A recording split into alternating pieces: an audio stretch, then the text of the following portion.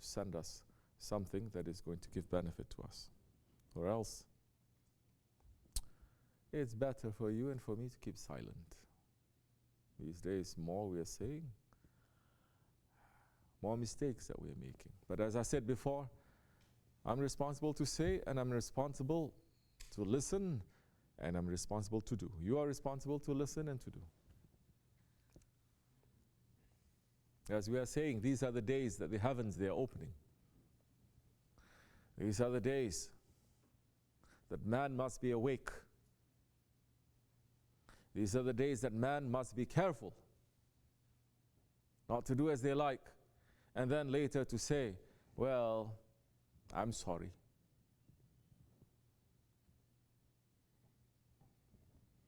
Really? Go to the Hajj. Some of you have gone to the Hajj physically.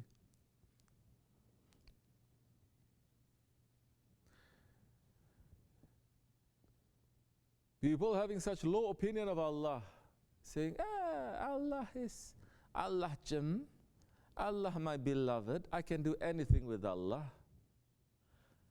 Go to the Hajj and do anything you want. Can you? Is that what Allah is saying?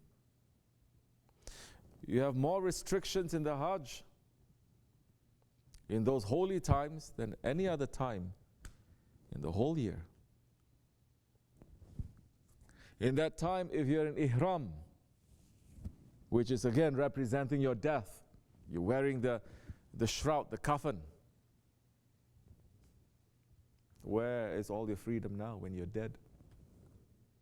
You think you'll be free when you're dead? More you're going to be locked up when you're dead.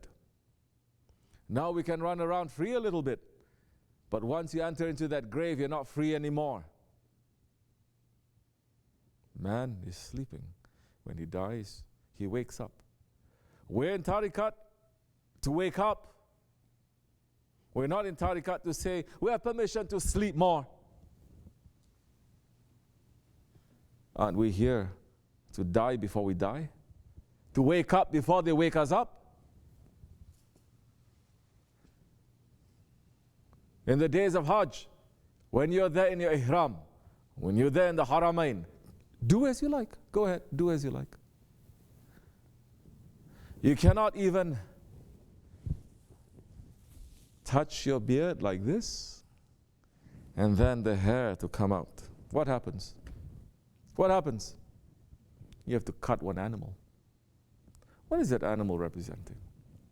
Why is it that you have to cut one animal?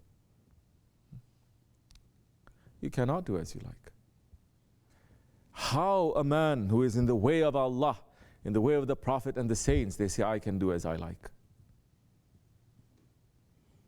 How it can be when that one is wearing the ihram and the other one who is wearing the coffin on his head, who is remembering death, they say we can do as we like. They are going to be very careful.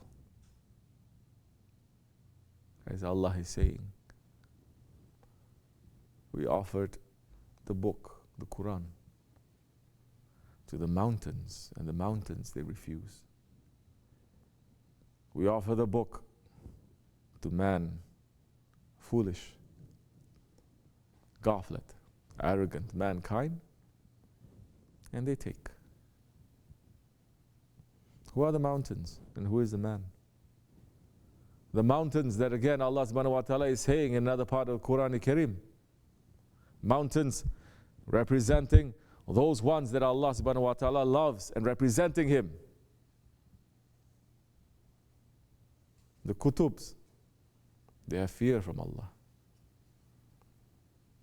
They watch themselves. As the prophets, they have fear from Allah and they watch themselves.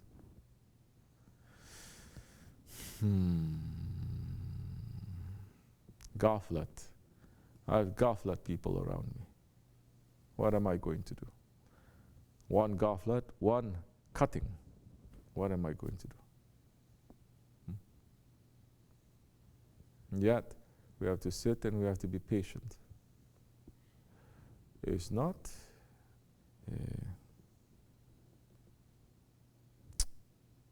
how we shall say, it's not good. Because the man who is not able to understand what he's doing to others, doing to his Lord and to others, that man is the most ghaflat, the most selfish, the most tyrant one. Yeah. So we've come there. We've come to this time, to these holy times now.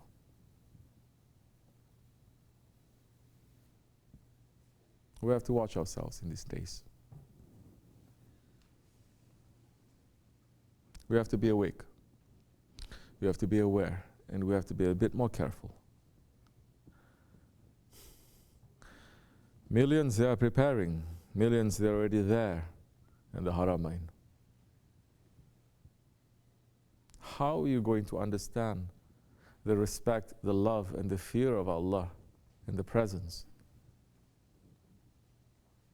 When for the past 100 years they've taken away every love and respect and fear of kings, of shaykhs, of those holy ones. And this sickness that everyone is the same, this sickness that everyone is equal, this Wahhabi sickness, they are spread everywhere.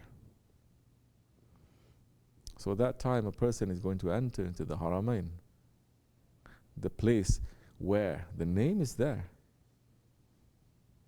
The name is in it. It is the most holy, and it is the place where so many things are forbidden.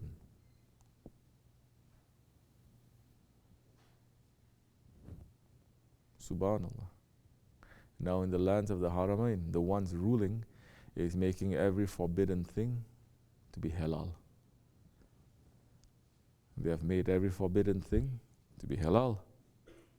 And they have made the zikr of Allah to be forbidden in the masjid of Allah. What are the signs you're looking for? You're looking in the skies. What? You're looking for the sun not to rise, or the sun to rise from the other side. What are the signs you're looking for? But mankind is sleeping. We are not the first nation. We're the last. We're not the first nation to witness the signs of Allah and still to deny. We're not the first nations that is seeing the curse of Allah and the anger of Allah and the blessings of Allah that is coming directly and to deny. All the arrogance of all the earlier nations, this nation right now in the Akhir Zaman, we are showing and we are living. Make sure that you live this life. Make sure that you live these times, in these days. In these days of Dajjal and confusion, make sure that you live in these times with more fear than love in your heart. Yes, I'm saying that. This is not the time of love. This is a time of confusion. This is a time of anxiety. This is a time of fear. This is a time of darkness. If everywhere the curse of Allah is falling and you're filled with love still, I say something's wrong with you. Something is very wrong with you. Because the anger of Allah is falling. And when the anger of Allah is falling, not even His prophets, they dare to show love.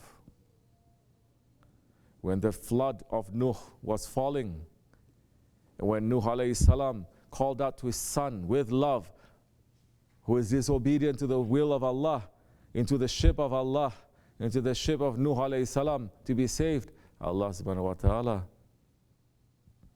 had some strong words to say to His prophet. And our Shaykh is saying, he is your son. He is also our creature. Leave him. If you don't, I will strip away prophethood from you. Be careful, you and me, in these days, of what we love and whom we love. Because this world is not running by love now. Are you sleeping? This whole world is not running with love. This whole world is running with hate and so much evil everywhere that even unbelievers, they're finding out and they're seeing. But Muslims are sleeping. So you're going to the Hajj, you're going to the Kaaba, you're going to the presence of the Holy Prophet ﷺ. What you think they are asking?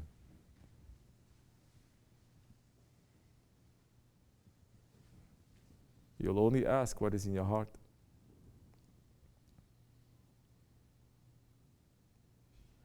How many are interested to look what is in their heart? How many are trained